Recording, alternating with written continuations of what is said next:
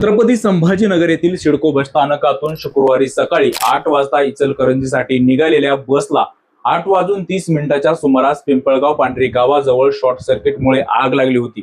यावेळी बसच्या मागे कारमध्ये असलेल्या अमोल नागवडे यांना बसमधून धूर निघत असल्याचे दिसतात त्यांनी तात्काळ ही बाब बस चालकाच्या निदर्शनास आणून दिली। त्यामुळे चालकाने बस रस्त्याच्या कडेला घेत अवघ्या 7 मिनिटांमध्ये 38 प्रवाशांना खाली उतरवले तर 20 मिनिटांमध्ये बस जळून खाक झाली। अमोल यांच्या प्रसंग सावधामुळे मोठी दुर्घटना टळल्यानं त्यांचं सर्वत्र कौतुक होत आहे। ही घटना कशी घडली सविस्तर जाणून घेऊया त्या व्हिडिओच्या माध्यमातून।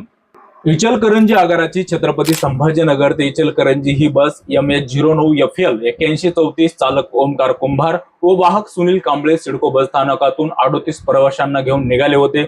बस पिंपळगाव पांढरी शिवारामध्ये असताना बसच्या खालच्या आणि मागील बाजूने अचानक धूर निघू लागला। हा प्रकार पाठीमागून येणाऱ्या अमोल नागवडे यांच्या निदर्शनास आला।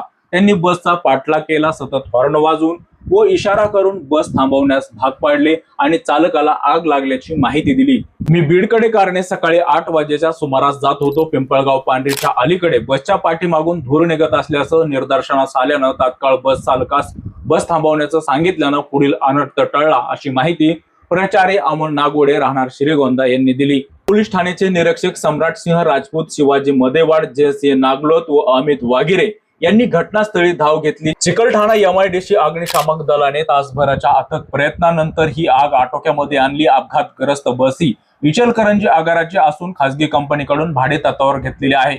इंजिन जवळ आग लागल्यानं धूर येत असल्याचं प्रथमदर्शनी समोर आलेलं आहे। ही बस जवळपास 4 वर्षापासून प्रवाशांसाठी वापरण्यात येत होती। मुलीच्या लग्नाचा बस्ता आणि 1,80,000 रुपये रोख सोबत होते। बसमधून उतरले मात्र बस्ता आणि पैसे जळून खाक झाले अशी माहिती खैरुनिसा शेख प्रवासी शहागड यांनी सांगितली। तर माझ्या पर्समध्ये 20,000 आणि कागदपत्रे होती।